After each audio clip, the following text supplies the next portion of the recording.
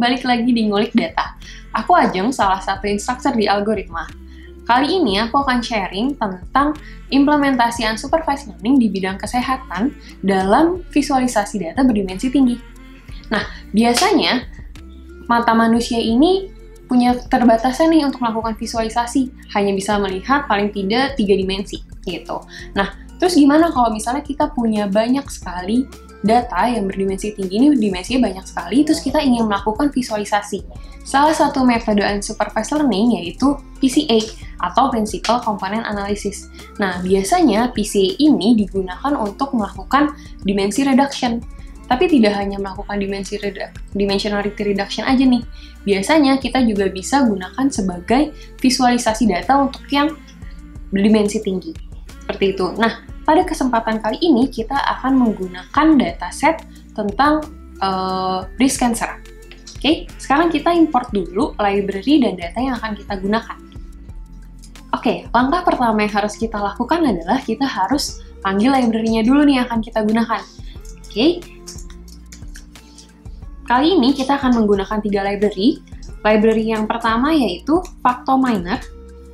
Jadi Factominer ini package yang akan membantu kita untuk function PCA-nya nanti. Kemudian yang kedua adalah FactoExtra. Package FactoExtra ini membantu kita untuk visualisasinya. Dan yang terakhir, tidak ketinggalan yaitu Tidyverse untuk membantu kita dalam cleaning data nanti. Oke, setelah 3 package yang sudah kita panggil, berikutnya adalah kita harus import datanya nih. Kita namai objeknya itu breast cancer. Kita gunakan functionnya read.csv, read_csv. Kita panggil dulu datanya. Datanya ada di dalam data input. Kemudian kita panggil. Oke, kita cek dulu nih 6 data observasi pertamanya menggunakan head. Oke, jadi data apa sih yang kita gunakan gitu ya? Jadi data ini adalah data rekam medis para pasien breast cancer gitu ya. Isinya tentang apa? Isinya adalah tentang sel-sel kanker gitu ya. Sel kanker, ukuran sel kanker untuk setiap pasien. Itu ada juga kita punya kolom diagnosis. Maksudnya gimana? Dengan ukuran sel-sel kanker sekian, itu dia jenis sel kankernya itu benign atau malignan. Kayak gitu. Oke, dari semua variabel yang kita miliki nih, kita di sini punya berapa variabel dan punya berapa observasi gitu ya. Kita akan cek menggunakan glimpse. Kita cek dulu glimpse dari datanya.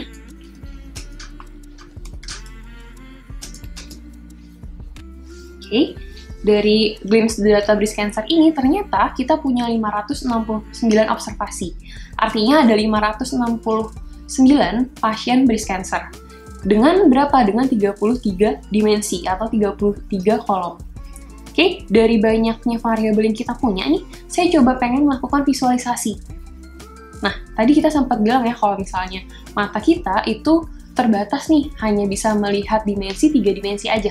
Terus, apa nih yang harus kita lakukan? Seperti biasa ya, kita perlu cek dulu nih, kita perlu take out dulu variabel-variabel yang nggak kita gunakan di sini. Oke, kalau kita perhatikan di sini ada kolom ID, itu adalah ID pasiennya, kita tidak gunakan itu di dalam visualisasi. Dan yang terakhir, ada kolom X33, itu isinya NA semua, kita nggak memerlukan itu. Berarti sekarang kita akan beralih ke tahap proses cleaning data. Kita akan bikin chunk baru untuk cleaning datanya.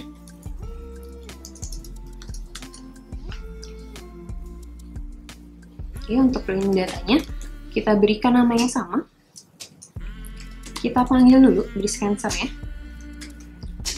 Oke, langkah pertama, kita akan buang kolom ID dan kolom X33 ini, karena kita tidak membutuhkan kolom tersebut. Kita bisa gunakan function select. Function select, kita tuliskan kolom yang tidak kita masukkan. Oke, ada 2 kolom yang tidak kita masukkan di sini. Kemudian kira-kira kita perlu apain lagi nih datanya? Ada yang perlu kita bersihkan dulu. Kalau kita lihat di kolom diagnosis, ini kan menjelaskan tentang diagnosis pasien breast cancer-nya ya, antara kankernya itu jinak atau benign, atau kankernya itu ganas atau malignan. Oke, jadi di sini di variabel diagnosis ada B dan M. B itu untuk benign dan M itu untuk malignan. Nah, kita akan coba ubah dulu nih labelnya agar nanti mudah dibaca. Seperti itu. Oke, kita akan coba gunakan notate. Yang ingin kita ubah itu adalah diagnosisnya tadi.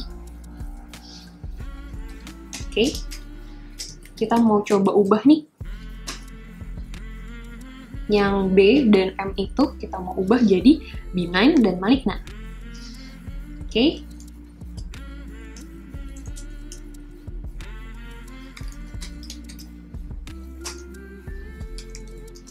Oke, jadi kita gunakan function case when.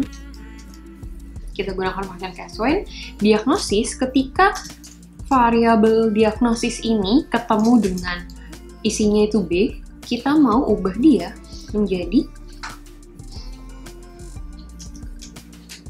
benign. Oke, ada dua tadi ya, kemungkinannya levelnya hanya ada dua, B dan M. M itu untuk malignan. Sekarang kita pengen ubah dia, kita gunakan tilde seperti ini, menjadi malignan. Oke, jadi lebih informatif ya. Bisa kita tahu B itu untuk apa, M itu untuk apa, seperti itu. Oke, mungkin cleaning datanya cukup sini aja. Kita buang kolom yang tidak kita gunakan dan kita ubah label dari variabel diagnosisnya. Oke, sudah. Sekarang kita coba cek breast cancer-nya. Kita lihat 6 data pertamanya lagi. Oke, diagnosisnya sekarang sudah berubah ya. Sebelumnya data yang kita punya ada B dan M saja, sekarang sudah berubah jadi malignan dan benign. Oke, selanjutnya kita akan coba visualisasikan dengan PCA. Sebelum visualisasi, kita harus gunakan dulu nih function PCA ini sendiri. Sebenarnya konsep PCA itu gimana sih? Apa sih yang dilakukan sama PCA? Jadi cara kerjanya PCA ini, dia akan merangkum informasi dari semua dimensi data yang kita punya dan akan membentuk dimensi baru yang biasanya dinamai principal component. Kayak gitu. Oke, jadi si PCA ini dia ada dari function PCA ini, dia berasal dari package Factominer. Oke, kita namain dulu objeknya PCA Cancer. Kita bikin dulu nih kode PCA-nya. PCA yang pertama, fungsinya PCA dari Factominer tadi. Kemudian, X-nya itu adalah data yang kita gunakan. Datanya tadi kita sudah cleaning ya, breast cancer. Kemudian, apalagi yang harus kita lakukan? Parameter apa aja yang wajib kita gunakan di function PCA ini?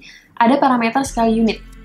Scale unit ini adalah si PCA ini kan cocok sekali, cocok digunakan untuk data-data yang numerik, gitu ya. Nah, semua data yang kita miliki pastinya punya satuan yang berbeda, kayak gitu. Nah, artinya, karena satuan yang berbeda ini, kita perlu yang namanya melakukan scaling. Nah, scale unit ini kita perlu isi dengan true. Pilihannya antara true atau false. Kayak gitu. Ketika false, berarti dia tidak melakukan scaling pada proses PCA-nya. Gitu. Oke, selain scale unit, apalagi yang harus kita gunakan, parameternya yang kita gunakan, ada yang namanya parameter quali.sub. Nah, quali.sub ini kita isinya apa nih? Quali.sub ini kita perlu ngasih tahu nih si function PCA mana sih variabel yang tipenya kualitatif atau kategori. Karena PCA ini hanya bisa diolah untuk data-data yang numerik aja. Nah, berarti kita harus kasih tahu dulu di kolom berapa sih variabel kita ada kategorinya. Variabel kategori kita hanya di kolom diagnosis aja kan ya. Dan diagnosis ini dia ada di kolom pertama. Artinya kita bisa isi dia dengan 1. Nah, dia ada di kolom pertama. Seperti itu. Kemudian yang terakhir, satu lagi parameternya yang perlu kita gunakan, grep. Kita nggak ingin menampilkan visualisasinya di sini karena kita untuk visualisasinya akan menggunakan package si Facto Extra. Jadi kita tidak usah menampilkannya. Grepnya, sorry, bukan true, false. Jadi kita nggak mau nampilin. Nah, kalau misalkan teman-teman dari mana sih saya bisa tahu sebenarnya ada parameter apa aja di function tersebut? Jadi di R ini kita punya yang namanya R help. Jadi sebenarnya teman-teman jangan takut atau nggak perlu yang namanya ngafalin parameter yang ada di R. Kenapa? Karena ketika kita ingin menggunakan suatu function, bisa nih ke konsol aja, kemudian ketik tanda tanya, kemudian PCA. Nanti di help ini, R itu sudah menyediakan description dan parameter-parameter yang dia sediakan. Seperti itu. Jadi kita bisa sambil lihat aja dari sini. Gitu. Jadi semua parameter yang saya gunakan di sini bisa kita lihat di PCA help-nya. Seperti itu. Oke, selanjutnya setelah kita sudah melakukan proses PCA ini sendiri, berikutnya adalah kita coba visualisasikan. Tadi saya sempat bilang kalau si PCA ini dia akan ngerangkum. Dia akan ngerangkum informasi dari keseluruhan variabel yang kita punya. Tadi kita punya banyak, sekitar 30-an variabel ya, atau 30 dimensi gitu ya. Ada 30 dimensi yang kita punya, gimana caranya kita mau memvisualisasikannya. Sebelum visualisasinya itu, saya akan bikin satu visualisasi dulu tentang PCA-nya, agar lebih terbayang.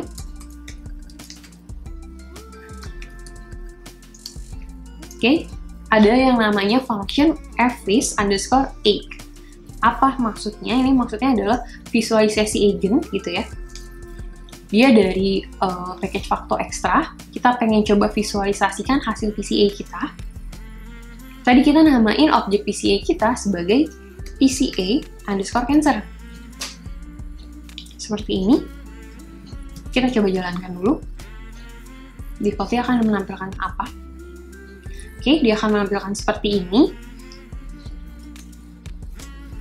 Kita tambahkan lagi parameternya, add labels, true.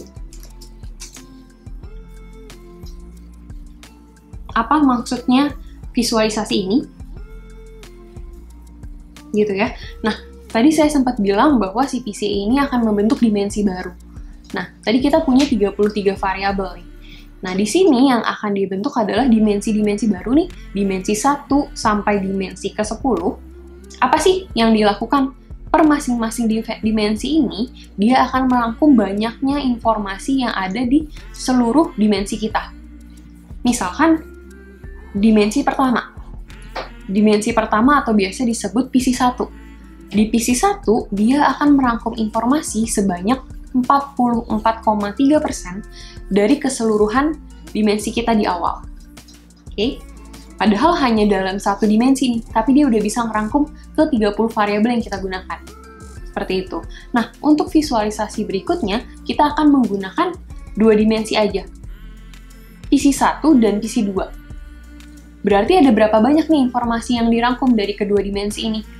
Di sini, karena di dimensi pertama dia merangkum 44%, kemudian di dimensi kedua dia merangkum sebanyak 19%, artinya ketika kita memvisualisasikan dengan dua dimensi itu, kita akan mendapatkan informasi sekitar 63% dari keseluruhan data yang kita punya. Berikutnya, kita akan coba lakukan visualisasi by plotnya nih. Ini yang akan kita lakukan tadi. Untuk visualisasi by plot, kita masih menggunakan package Facto Extra. Jadi di package Facto Extra ini ada yang namanya function fvis_PCA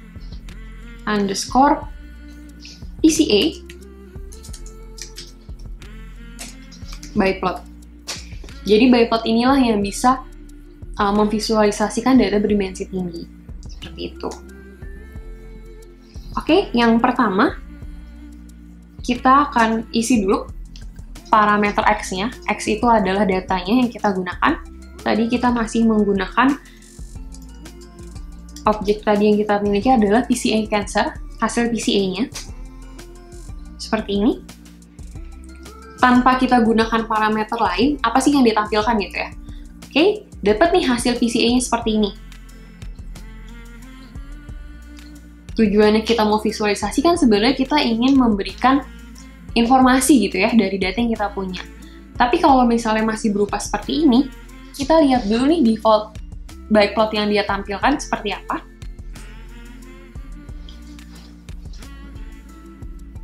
Nah, poin-poin ini dia menggambarkan observasinya. Tadi kita punya 569 observasi. Artinya ada 569 pasien.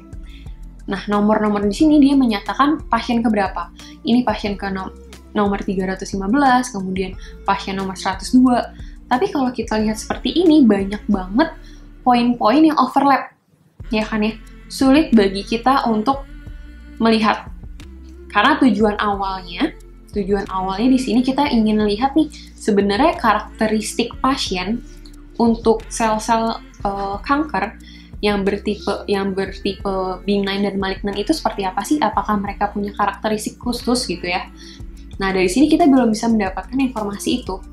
Artinya, kita perlu menggunakan parameter tambahan agar visualisasi kita jadi lebih informatif.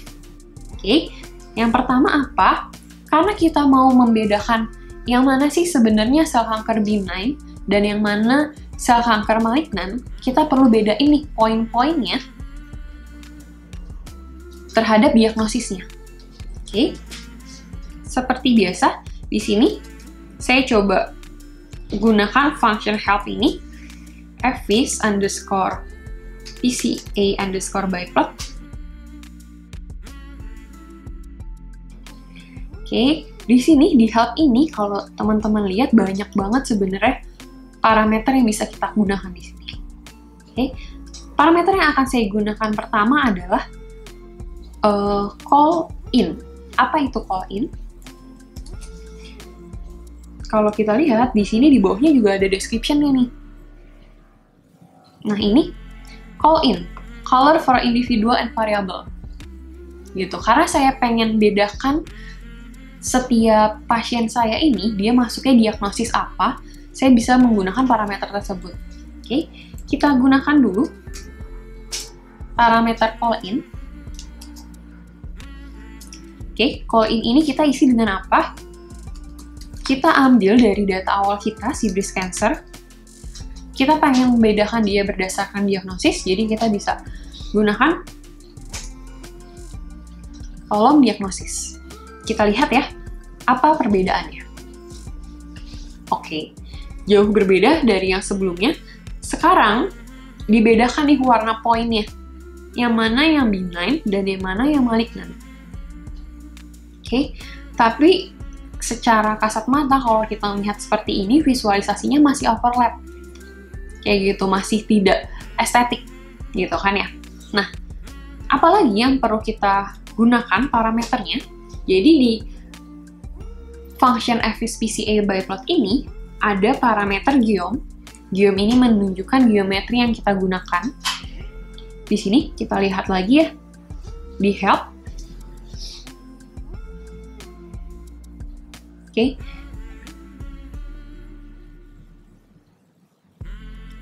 Di help ini, secara default dia akan menampilkan point dan teks. Point itu adalah titik observasinya nih, yang titik-titik ini. Poin ini adalah titik observasinya, kemudian teksnya itu adalah menunjukkan dia observasi keberapa. Saya nggak mau menampilkan observasi keberapanya, saya hanya perlu tahu dia ini ada di titik mana gitu ya.